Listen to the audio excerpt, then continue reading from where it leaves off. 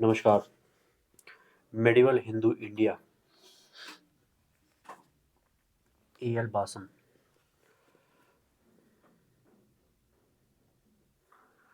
The Gupta Empire broke up and disappeared. By the middle of the 6th century, a line of rulers with the same surname, but not connected in their official genealogy with the imperial line, ruled in Bihar and parts of Uttar Pradesh. The great emperors of the 4th and 5th centuries were soon forgotten, with the exception of Chandragupta II, who was who was remembered by his title Vikramaditya, in colloquial Hindi Raja Vikram, and the palmy days of whose reason passed into folk tradition before its confluence with the Jamuna. Karnikobja, later known as Kannauj, rose to prominence as the capital of the uh, Mukhari king. The city of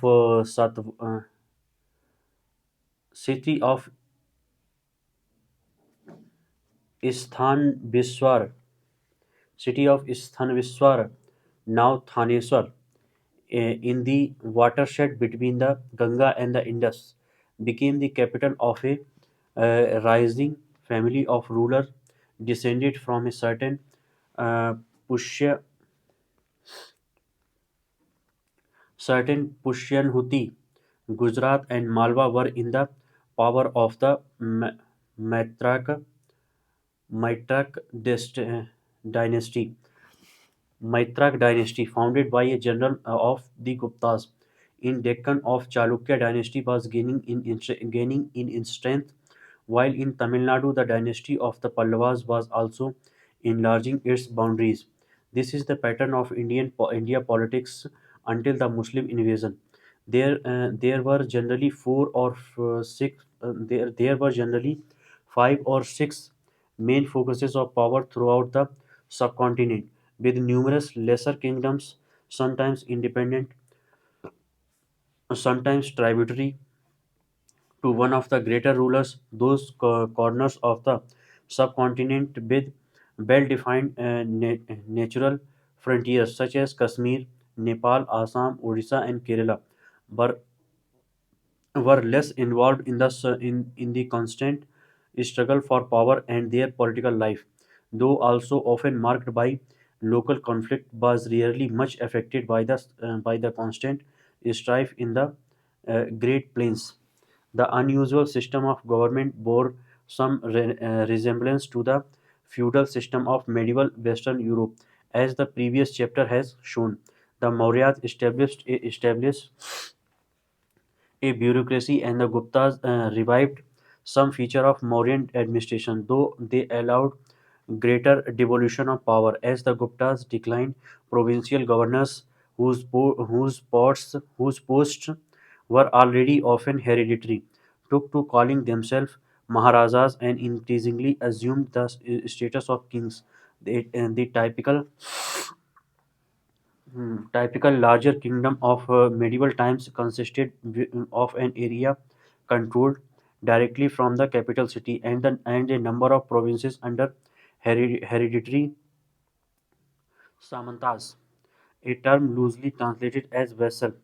The more powerful samantas took regal titles and had subordinate chiefs who paid them homage and tribute. A temporarily successful effort at empire building was made by Harsha or Harshvardhana, 606 to 247, 647, of the Pushyabhuti line of Isthan Biswar, who gained control of Kanikuj and made it his capital. His reason is comparatively well documented thanks to his court poet Bana and the Chinese pilgrim Huan Sang. The former composed an account of his rise to power, the career of Harsh Charita, in ornate poetic Prose. With the letter left a lengthy account of his travels, records of Western countries, his Yuchi, which tells us much about Harsha and the general condition of India at the time.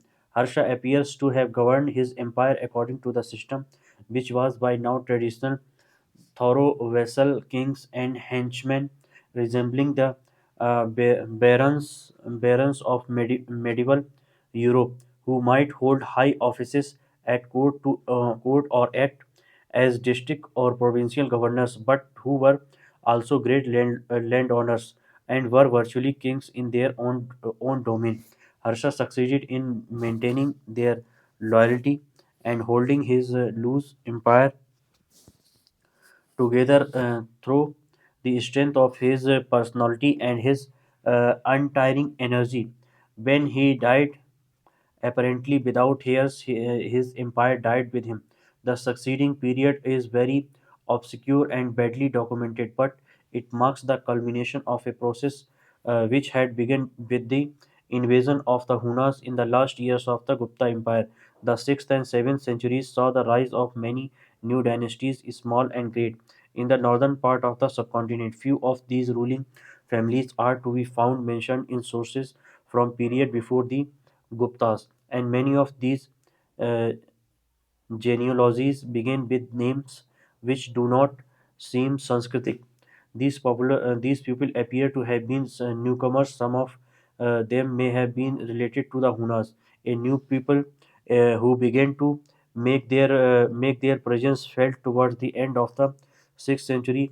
The Gurjars gave their name to the present Gujarat and founded several important ruling dynasties. Since place names containing a similar element can be found as far to the northwest as Pakistan and Afghanistan, it is commonly suggested that the Gurjars entered India in the wake of the Hunas. Their name had been linked with that of the ancient people of the South Russian steppes called Khazars. Khazars, and with the Georgians, Gruz, Gruz of the Caucasus. In any case, new ruling houses arose in the post-Gupta period, and many of their names survive to the present day as those of the Rajput clans.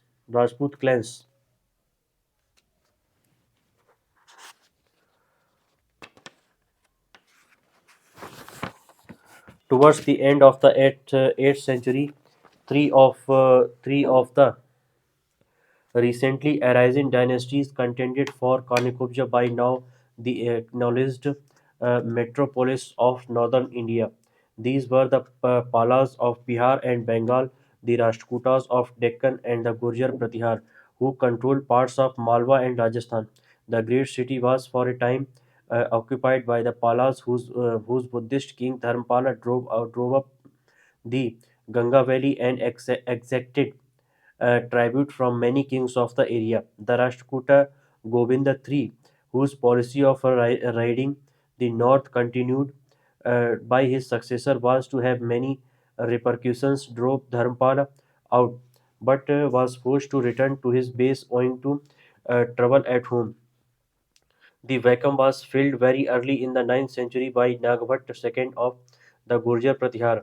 For about 100 years, the Gurjar Pratihar of Kanakubja restored a little of the glory of the earlier empires. Under their greatest kings, Mihir Bhoj, c. 836 to 90, and Mahendrapal, c. 890 to 910. They received tribute from rulers from from Gujarat to the borders of Bengal, and Muslim travelers were much impressed by the peacefulness and prosperity of their quasi-feudal empire. But their old enemies, the fierce Rashtrakutas from the Deccan, was constantly worrying them. And in about 916, Kanakubja was again temporarily occupied by Indra III of the Rashtrakutas, whose lightning raids provided a foretaste of the similar attacks of the Marathas 800 years later. Indra soon Indra III soon returned to the south, but his efforts were longer lasting than those of previous Rashtrakuta riders. Though the Pratihas returned to their capital, they were humiliated and weakened, and their vassals ceased to respect them. Within a generation or two, the greater vassal has thrown aside their elegance and were fighting with their former masters and among themselves. It was in these circumstances that Muhammad of Ghazni, in the early years of the 11th century, carried out his 17th raids on India. But though the Turkish raiders ransacked and destroyed palaces and temples and returned to their headquarters in Afghanistan with immense caravans of riches and slaves, India resumed her traditional political ways as if nothing has happened. The Turks overwhelmed the Shahi kingdom, which has controlled a larger area of the northwest from Kabul to Lahore. The ruler of this realm has also been Turks, but Turks who had adopted Hindu tradition and who offered no serious threat to their neighbors to the east. The Ghaznavites also conquered the Muslim kingdoms of Sindh, occupied by the Arabs early in the 8th century, whose chiefs had long ceased to trouble the Hindu kingdoms on their frontiers. Thus, the Hindu states of the Gangetic Basin and Rajasthan now had on their borders a young, aggressive kingdom with new methods of warfare and with a religious ideology which might be expected to encourage aggression.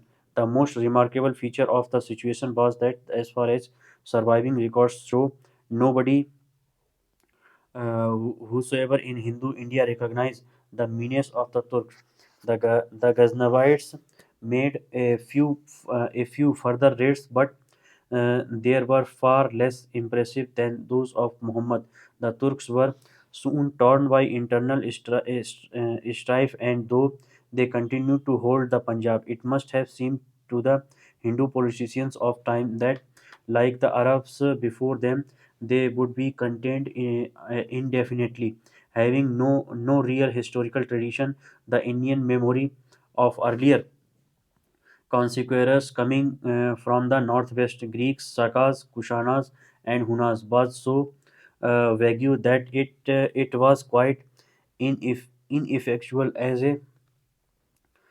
a warning as a warning to the rulers of the time in the involved situation arising from Mahmud's raid. Five larger kingdoms shared most of northern India between them. The Chauhans of Rajasthan, the the Gadwals of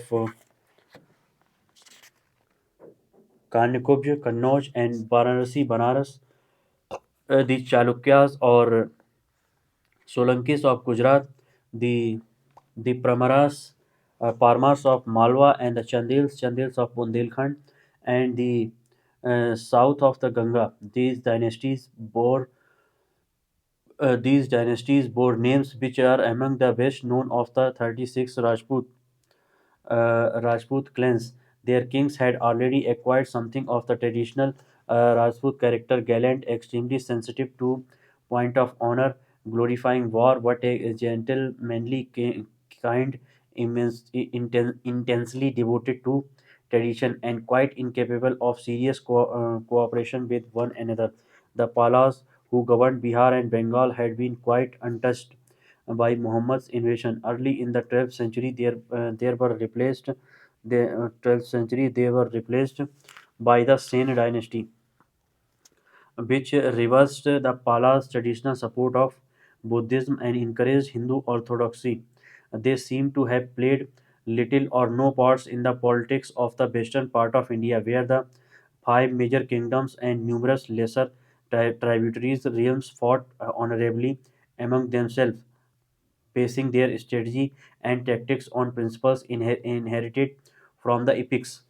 In 1173, Ghazni was captured by Ghiyas-ud-Din, whose headquarters were Ghor in Afghanistan. From his new capital Ghias Uddin turned his attention to India.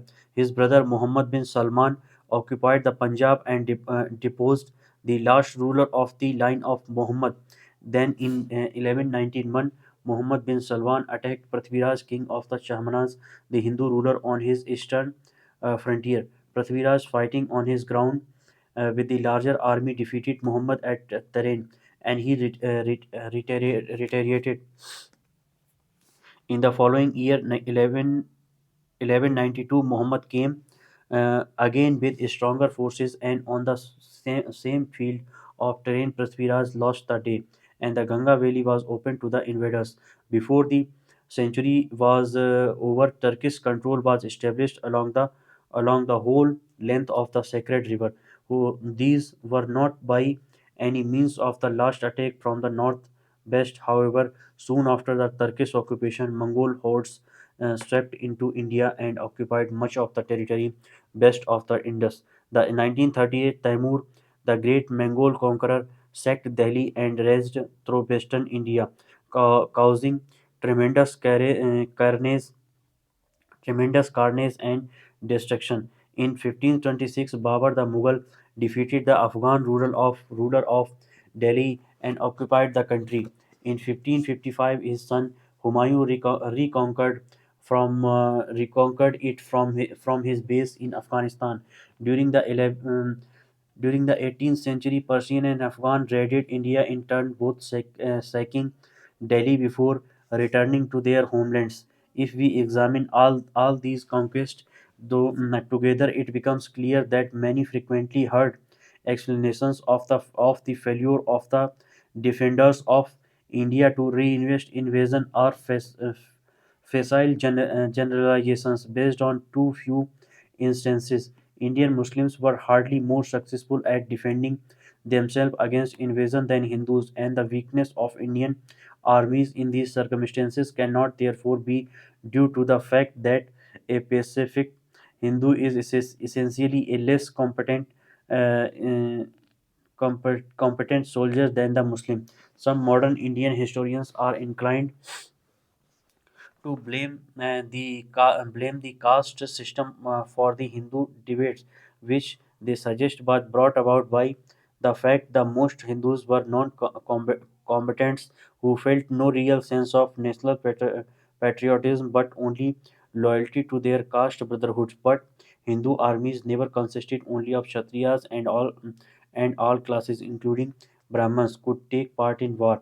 Moreover, to deplore the fact that the Hindus did not adopt a scorched earth policy against their attackers is tan- tantamount to regretting that they did not share the nationalist value of 19th and 12th century. The same is probably true of nearly every people of the period which we are considering. In all the invasions which we have listed, there seems to be at least one common factor: the Indian armies were less mobile and more cumbrous, archaic in their equipment, and outmoded in their strategy. When compared with those of their attackers, the invaders generally had better horses and better trained cavalry. They were not burdened by enormous bodies of camp followers and supernumeraries, nor did they make use of the fighting elephant, the cause of which is the effect of the enemy was unpredictable, but which Indian commanders, whether Hindu or Muslim, seem to have found fatally fascinating. Often the invaders has had new weapons which added greatly to their effectiveness. The Aryans had the horse-drawn chariot, the uh, Ache- Achaemenians siege engines, Alexander ballistae, the Central Asian nomads were equipped with small composite bows carried by mounted archers who could hit their mark while they were in full gallop. Babur made effective use of a small park of field for field guns. In fact, one of the main reasons of the repeated ineptitude of Indian armies in the defense of the natural frontiers of India was their outdated and ineffective military technique. Another important factor in the weak defense of India was the failure of her rulers to recognize the very existence of the threat from the northwest. Where this threat was recognized, the defense was more successful. The three great empires of the Mauryas, Guptas, and the Mughals were able to maintain their frontiers because they were united. Even the Hunas, who invaded India towards the end of the period of the Gupta Empire, were expelled in the end, though the empire disintegrated in the process. The great Mughals were well aware of the potential danger from the northwest and tried to maintain their hold on Kabul and Kandahar beyond the natural frontier of India in order to keep our invaders. Only when their empire were already disintegrating after the death of Aurangzeb did the Iranians and Afghans mount their great raids into Mughal territory. The early Turkish sultans managed to hold off the Mongol because though their henchmen were far from united and not always loyal to their leaders, they were well aware of the common danger and took what steps they could to ward it off.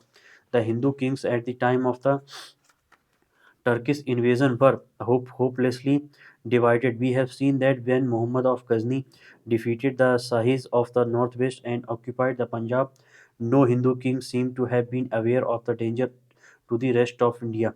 When nearly 200 years later Muhammad bin Salman bin Sam threatened a further attack, the main kingdom of northern India were in a state of constant friction, frequently erupting into warfare, but warfare of the inconclusive type traditional to Hinduism, which never pushed a victory home and thus inhibited both the building up of a stable empire and the establishment of firm alliances.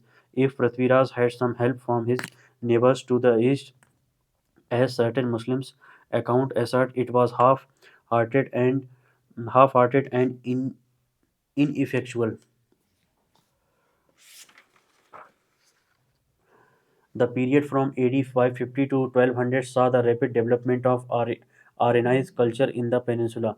Two main focuses of power emerged, one in the Deccan and the other in the Tamil plain, and their rulers contended constantly and indecisively for mastery for more than 600 years. The events of this region throw an interesting light on the workings of the Hindu political system. For instance, in the Deccan, the Chalukya dynasty held power from the middle of the 6th to the middle of the 8th century. A sudden revolt by an important vessel, Danti Durg of the line of Rashtrakutas, brought about the overthrow of Chalukyas. They were not completely eradicated, however, but were allowed to continue at the Rashtrakutas vessel. Thus, the Chalukyas persisted for 200 years until in the 10th century the Rashtrakutas grew weak. Then the Chalukyas seized their chance and regained supremacy, only for their empire to be partitioned among three of their own vassals after a further 200 years.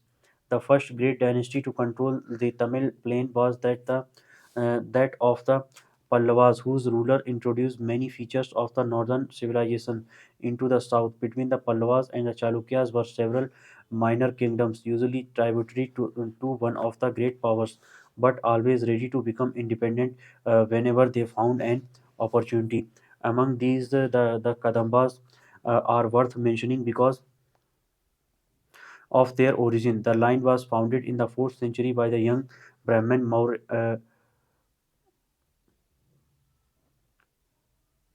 Mayuras Sarman, who gave up his studies and became leader of the troop of bandits and levied protection money from villages in hilly western part of the Pallava kingdom. In the end of the Pallava king recognized Mayur Sarman as a vassal.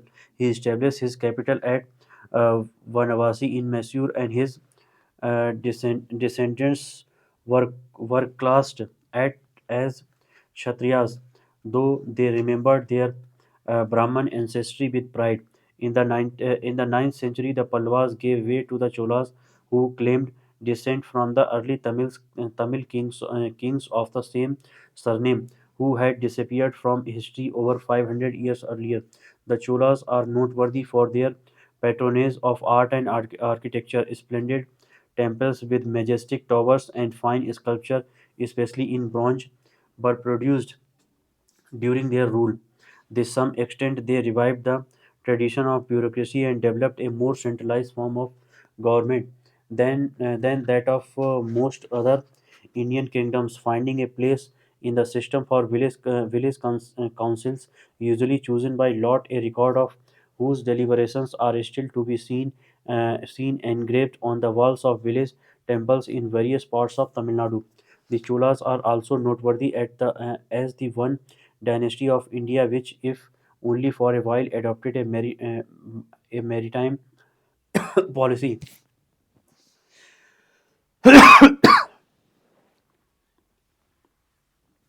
expanding their power by sea. Under the great Chola emperors Rajaraja I, 985 to 114, and Rajendra I, 112 to 114. First, Ceylon was conquered,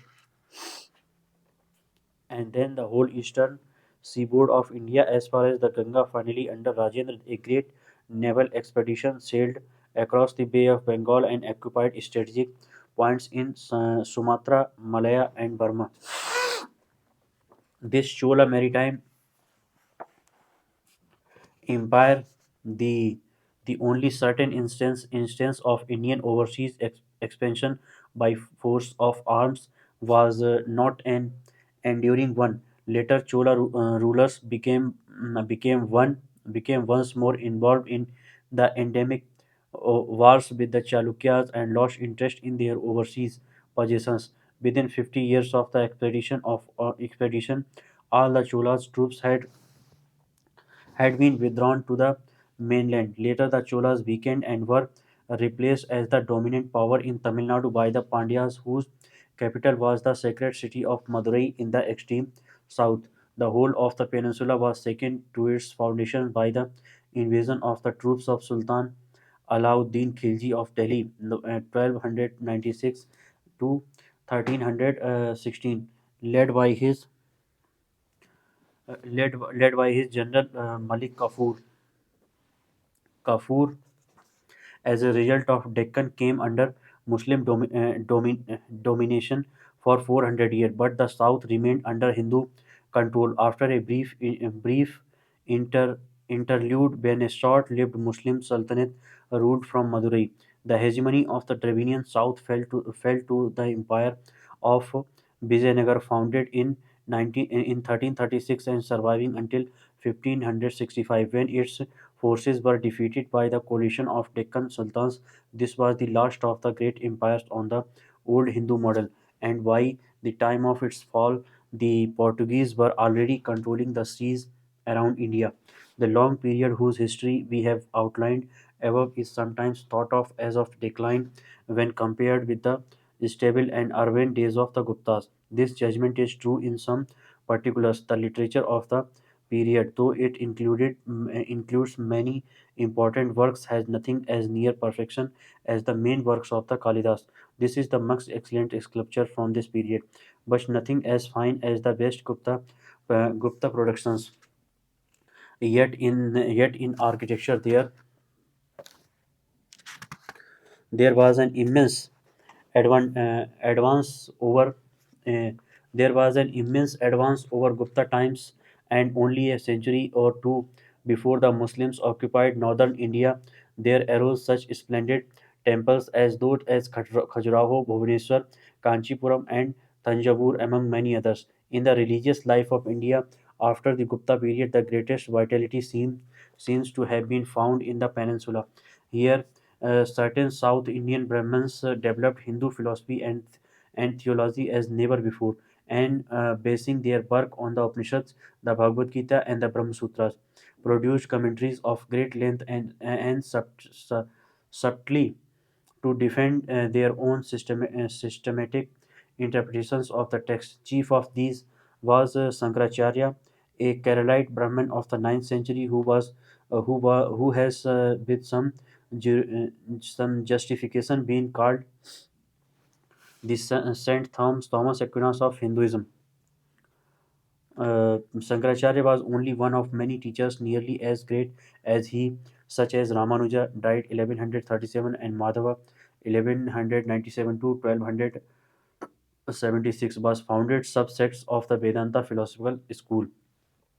Perhaps even more important was the growth of simple, popular devotionalism bhakti, which began among the Tamils near the beginning of this period with the production of the beautiful Tamil hymns of the Nayanar and Alavar. Other products of the same movement were the Sanskrit Bhagavad Puran, which composed in the Tamil country soon spread all over India and was later translated into the everyday languages to diffuse the cult of Krishna as a divine lover before the Muslim conquest of the Deccan. This movement had begun to spread northward and left its traces in the earliest important Marathi literature such as the Gyaneswari of Gyaneswar. Meanwhile, Buddhism steadily lost ground, though it was still very much alive in Bengal and Bihar.